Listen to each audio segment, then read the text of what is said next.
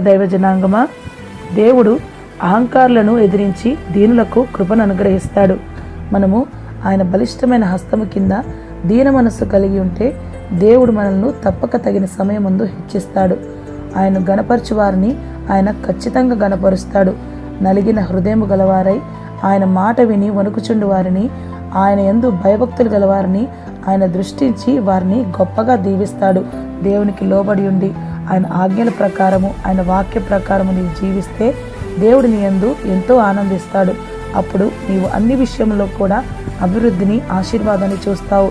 ఎవరైతే ఆయన యందు నిలిచి ఉంటారో, ఆయన మాటలు ఎవరి హృదయంలో అయితే నిలిచి ఉంటాయో వారు ఆయన యందు గొప్పగా ఫలిస్తారు.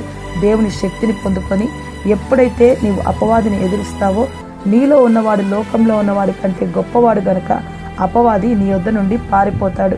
వాడి దుర్గములను దేవుడు కూల్చివేస్తాడు.